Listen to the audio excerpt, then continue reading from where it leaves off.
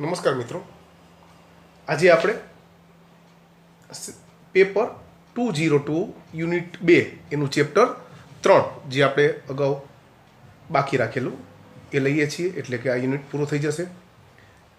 આ ચેપ્ટર છે કેન્દ્રીય બળની અસર હેઠળ કણની ગતિ. બરાબર, તો આની ઘણી બાબત તમે 11 સાયન્સ ભણી ગયા છો, 11 સાયન્સમાં ભણી ગયા છો, અને એમાંની મોટા ભાગની વસ્તુ આપણે ભણેલા હોવા છતાંય થોડુંક અત્યારે પુનરાવર્તન કરીએ છીએ. તો પહેલાં તો કેન્દ્રીય બળ એટલે શું? તો જે પદાર્થ કણ પર લાગતું બળ માત્ર તેના સ્થાન સદિશના મૂલ્ય ઉપર જ આધાર રાખે, માત્ર સ્થાન સદિશના મૂલ્ય પર જ આધાર રાખે. બરોબર, અને સ્થાન સદિશના નમન ઉપર ન આધાર રાખે, પણ સ્થાન સદિશના નમન ઉપર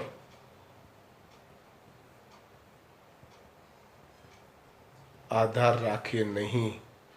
બરાબર, માત્ર કોના ઉપર આધાર રાખે? મૂલ્ય ઉપર જ. એવા બળને શું કહીશું આપણે? કેન્દ્રીય બળ. ફરીને, કેન્દ્રીય બળ એટલે એવું બળ કે જો કણ પર લાગતું બળ માત્ર સ્થાન સદિશના મૂલ્ય ઉપર જ આધાર રાખે અને તેના સ્થાન સદિશના નમૂન ઉપર આધાર રાખે નહીં, તો એવા બળને આપણે શું કહીશું? કેન્દ્રીય બળ. હવે અહીંયા કેન્દ્રીય બળની અસર હેઠળ પદાર્થ કણની ગતિ. બરાબર છે, આમાં પહેલામાં મેં માત્ર વ્યાખ્યા લખેલી છે આપણા મટીરિયલમાં જે આપણે જોઈ.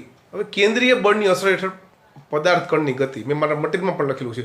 આ પ્રશ્ન બહુ નથી પૂછાતો આ રીતે, છતાં પણ આગળના પ્રશ્નમાં, દરેક પ્રશ્નમાં આનો બેઝ છે, એટલે આપણે આ કરવું જરૂરી છે. ખાસ ધ્યાન રાખજો, કેન્દ્રીય બળની અસર હેઠળ પદાર્થ કણની ગતિ કોઈ વાર પૂછાય ખરો, પણ ધારો કે ન પૂછાય તો આ આવડે તો ને તો જ આખું ચેપ્ટર આપણને આવડે. તો આ જે છે એ એનો બેઝ છે, આધાર છે. તો એ આધાર કઈ રીતે છે આપણે જોઈ લઈએ. આમ જુઓ તો આ 11માનું બેઝ છે, 11માનું જે ફિઝિક્સ છે એ, અને આ 9મા ધોરણનું મેથ્સ, એ બેને કોમ્બિનેશન કરી એનો બેઝ છે. તો કઈ રીતે? દાખલા તરીકે મારી પાસે, આપણી પાસે કોઈ એક સ્થાન સદિશ આર છે.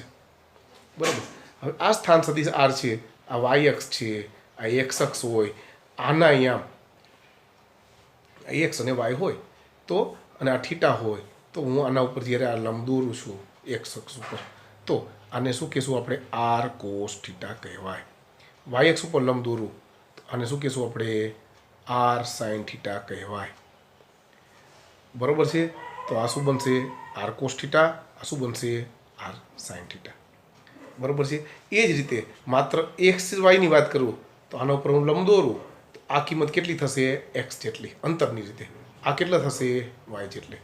તો આની લંબાઈ એક્સ છે, એક્સ અક્ષ ઉપર આપણે એકમ સદિશને આપણે આઈ કહીએ છીએ, તો આ સદિશને કેટલો કહેશું? એક્સ આઈ. એ જ રીતે અહીંયા શું કહેશું? વાય જે. તો હવે આ આર બરાબર સદિશ આર બરાબર આ સદિશ વત્તા આ સદિશ બરાબર આ સદિશ, એટલે કે આપણે આમ લખી શકાય સદિશ આર બરાબર એક્સ આઈ પ્લસ વાય જે. આ એક્સ આઈ સદિશ, આ વાય જે સદિશ આટલો છે એટલો જ આ, બરાબર, આ જેટલો છે એટલો જ આ સદિશ, આ વાય હોવાથી આ વાય દિશામાં હોવાથી વાય જે સદિશ. તો એક્સ આઈ સદિશ વત્તા વાય જે સદિશ બરાબર સદિશ આર. સદિશ આર બરાબર એક્સ આઈ વત્તા વાય જે. બીજી રીતે લખવું હોય તો આપણે શું લખી શકીએ છીએ કે અહીંયા આ આર કોસ થીટા છે, તો એક્સ બરાબર આર કોસ થીટા, એટલે કે r cos theta i plus વાયની જગ્યાએ શું લખી શકાય? R sine theta, r sine theta જે બરાબર સદિશ આર. સદિશ આર બરાબર, બરાબર, ફરીને સદિશ આર બરાબર આર કોસ થીટા આઈ વત્તા આર સાઇન થીટા જે. બરાબર છે. તો કોઈ પ્રશ્ન ભવિષ્યમાં પૂછાશે ત્યારે આપણે ચોખ્ખું લખીશું કે આકૃતિ પરથી તો શું કામ આવ્યું એ આપણને ખબર હોવી જોઈએ, આ શું કામ આવેલું છે એ આપણને ખબર હોવી જોઈએ. એ જ રીતે તમે ભણી ગયા છો કે એક્સ અક્ષની દિશામાં વેગનો ઘટક વી એક્સ કહેવાય. બરાબર, એટલે કે એક્સ અક્ષની દિશામાં ઘટક વી બરાબર શું થશે? D x by dt. તો અંતર જે છે એનું સમયની સાપેક્ષે વિકલન એટલે કે આપણને વેગ મળે છે પણ x અક્ષની દિશામાં હોય એટલે કે x અક્ષની દિશામાં અંતર છેદમાં x અક્ષની દિશામાં સમય. તો આને હવે શોર્ટમાં આપણે dx/dt ની જગ્યાએ આમ પણ લખી શકાય x ડોટ ઉપર ડોટ લખું છું મતલબ કે એક્સનું ટીની સાપેક્ષે વિકલન. એ જ રીતે y ઘટક dy બરાબર શું લખીશું dy/dt. dy/dt આખું ન લખવું હોય y ડોટ લખું છું મતલબ કે આ મેં yનું સમયની સાપેક્ષે વિકલન લખ્યું છે. એ જ રીતે પ્રવેગીય લખવો હોય તો x અક્ષની દિશામાં પ્રવેગ લખવું હોય તો dx/dt જે છે એટલે વેગ થશે અને ફરીને d/dt ઓફ આ એટલે કે d²x/dt². તો x ઉપર 2 ડોટ લખવાના. x ઉપર 2 ડોટ લખું છું આ રીતે. એનો મતલબ શું કે એક્સનું સમયની સાપેક્ષે 2 વખત વિકલન. પહેલી વાર વિકલન કરીએ એટલે વેગ મળશે, બીજી વાર વિકલન કરીએ એટલે આપણને શું મળવાનું છે? પ્રવેગ મળવાનો છે. તો અત્યારે જે હું આ બાબત બોલ્યો બરાબર છે એ આપણે યાદ રાખીશું. એ જ રીતે ax છે axને હું m વડે ગુણું એટલે આપણને શું મળે? f બરાબર m. આ ax છે એટલે x અક્ષની દિશામાં ઘટક એટલે કે બળ પણ કઈ દિશામાં મળશે? x અક્ષની દિશામાં. તો એ જ રીતે f5 આ સફિક્સમાં y બરાબર શું આવશે? m a y. તો અત્યારે જે આટલી વસ્તુ બોલેલા છીએ એનાથી આપણે ટેવાઈ જવું પડશે. બરાબર છે? આટલી વસ્તુ ધ્યાનમાં આવી ગઈ. તો અહીંયા આગળ આ અત્યારે જે હું બોલ્યો છું એ પ્રશ્ન 2 થાય છે. બરાબર? કેન્દ્રીય બળની અસર હેઠળ પદાર્થની ગતિ. તો આ પ્રશ્ન નથી પૂછાતો પણ દરેક જગ્યાએ આનો ઉપયોગ આવવાનો છે. એક પણ પ્રશ્ન એવો નહીં હોય કે અત્યારે જેટલું મેં સમજાવ્યું એનો ઉપયોગ ન આવતો હોય. બરાબર છે? તો આટલી વસ્તુ આપણે ધ્યાનમાં રાખીશું. ત્યારબાદ એવો પ્રશ્ન આવે છે કે સમતલીય ધ્રુવીય યામ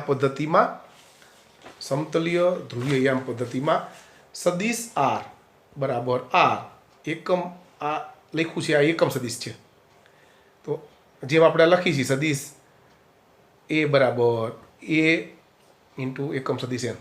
બરાબર છે? x અક્ષની દિશામાં હું લખું સદિશ r બરાબર ri, સદિશ 5 બરાબર 5i x અક્ષની દિશામાં હોય તો એમ સદિશ r બરાબર આ r એટલે કે મૂલ્ય અને આ એકમ સદિશ છે. બરાબર છે? તો આ આપેલું છે એના ઉપરથી આપણે આ er i અને j એ જ રીતે e થીટા i અને j એ વચ્ચેનો સંબંધ મેળવવાનો છે એવું પૂછે. અથવા તો એવું પૂછે કે સમતલીય ધ્રુવીય યામ પદ્ધતિમાં er અને e થીટાના i અને j વચ્ચેના સંબંધ દર્શાવતા સૂત્ર મેળવો. તો હમણાં જે મેં સમજાવ્યું એ જ રીતે છે. ફરીને એને રિપીટ કરીએ છીએ. અહીંયા આ p છે, આ q છે, અહીંયા બે વચ્ચેનો ખૂણો d થીટા છે. આ દિશામાં એકમ સદિશને આપણે e થીટા કહીએ છીએ. આ દિશામાં એકમ સદિશને હું er કહું છું. આ e થીટા છે આ સ્પર્શકની દિશામાં છે અને er છે આ સ્પર્શક આ ચાપને લંબ છે. મતલબ કે er અને a થીટા એકબીજાને કેવા છે? લંબ છે.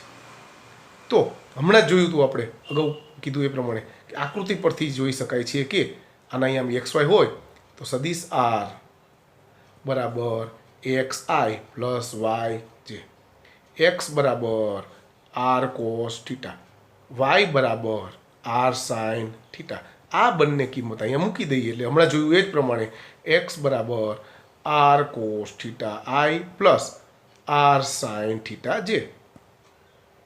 બરાબર છે? માટે r cos theta i plus sin theta j સદિશ r બરાબર. હવે કોઈ પણ સદિશનો એકમ સદિશ એટલે શું? એ સદિશ અને છેદમાં એ સદિશનું મૂલ્ય. તો એકમ સદિશ er બરાબર સદિશ r છેદમાં એનું મૂલ્ય. તો આ rને હું સામે લઈ જાઉં છું એટલે સદિશ r અપન r બરાબર rને હું આને સામે લઈ જાઉં છું તો બાકી શું રહેશે? cos theta i plus sin theta j. તો એકમ સદિશ er બરાબર cos theta i plus sin theta j. એ જ રીતે e થીટા એકમ સદિશ બરાબર સદિશ r અને એને r d થીટા વડે આપણે ભાગીશું. બરાબર છે? તો એ કઈ રીતે મેળવશું? તો એ મેળવવા માટે અહીંયા આગળ આ સમીકરણ આગળ ઉપર જોયું આપણે સદિશ આર બરાબર r cos theta i plus r sine theta j ફરીને એને લખું છું આર સદિશ આર બરાબર r cos theta i plus sine theta જે બરાબર છે. હવે જે આપણને આ મળેલું છે બરાબર છે તો એના ઉપરથી અહીંયા આગળ આપણે આર અને ડી થીટા એટલે કે ડી થીટાના સાપેક્ષમાં વિકલન કરવું છે આનું અને આર વડે ભાગવાના તો આર વડે ભાગ્યા અને d by d theta sorry કોનું વિકલન છે આનું cos theta i plus sine theta j 1/r એમને બરાબર છે અહીંયા આર તો છે જ બરાબર છે.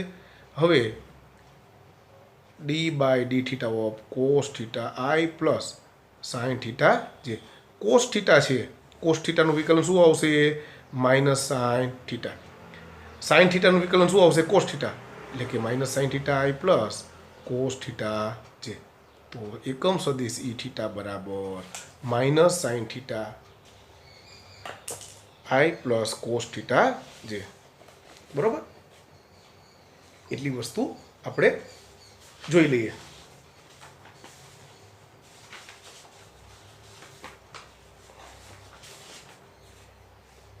તો કેન્દ્રીય બળ એટલે શું?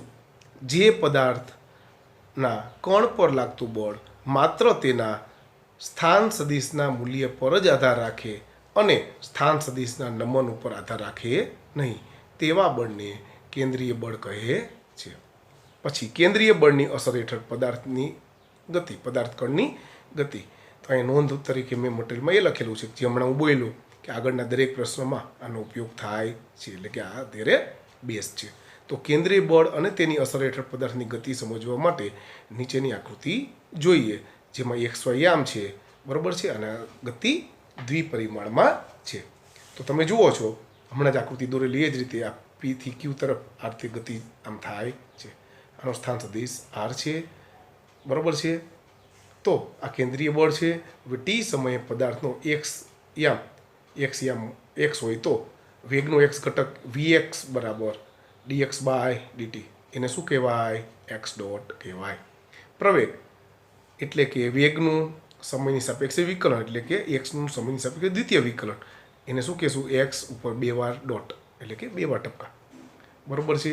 તે જ રીતે તો fx બરાબર આ પ્રવેગને આપણે m વડે ગુણીએ એટલે આપણને બળ મળશે x ઘટક. તો પ્રવેગનું x ઘટક છે આ પ્રવેગના x ઘટકને m વડે આપણે ગુણીશું એટલે આપણને બળનો x ઘટક મળશે.